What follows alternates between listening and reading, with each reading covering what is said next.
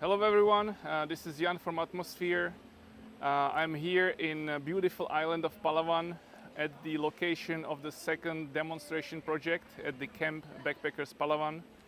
And we are here to check out the very first solar freezer installation here in Philippines. Let us talk to the owner and let us check out this very latest installation that was just commissioned 3 weeks ago. Hi, I'm Engineer Russel Terbio. I'm the owner of Camp Backpackers Port Barton here in San Vicente, Palawan. It is the first military team camping accommodation. We are providing restaurant services and accommodation. We have a big problem regarding the electricity. So here in Port Barton, we don't have enough suppliers for the frozen foods. That's why I take this opportunity from the UNIDO project that we can have a solar freezer. There's a 8 solar freezer, chest-free type freezer with a 200 amp per hour battery. Before I have 3 chest type freezer. Now I already turned it off and I'm using the 3 freezer.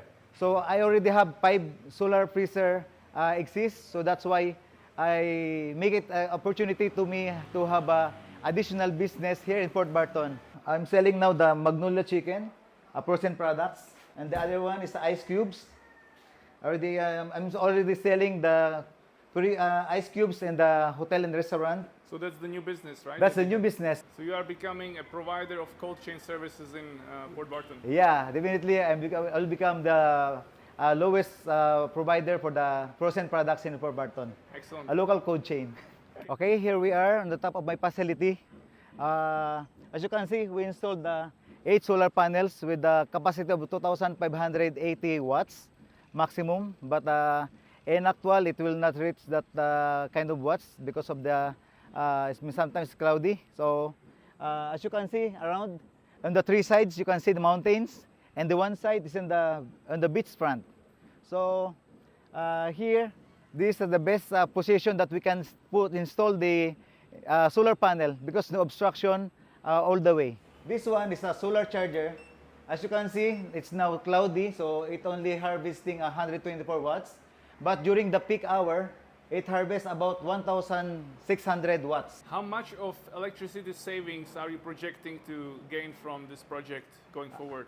Yeah, approximately my savings for the electricity for the 3 freezers that already shut down, the chest type freezer, that's a very high wattage. Actually, I can save up to 6,000 pesos for the 3 freezers. So now I have additional 5 freezers that is energy efficient. It's only about 50 watts consumption. Unlike the before, the Pujidenso is about 180 watts. Excellent. That's a big difference because these freezers are very energy efficient. What are your plans going forward? Do you consider some expansion? I'm planning to have another 2 to 4 pieces more of a solar freezer because this design is already over. The 6 batteries can accommodate up to 12 freezers. So because of the low consumption, it can take as much as 12 freezers. So my plan to have expansion is in El Nido Port Barton, in El Nido Palawan, the best island in the world. So I will someday, maybe next year, we're planning to have Camp Backpackers El Nido. As a first here in Palawan, we serve as the demo project, and I hope this will be the best that we can see here in Palawan.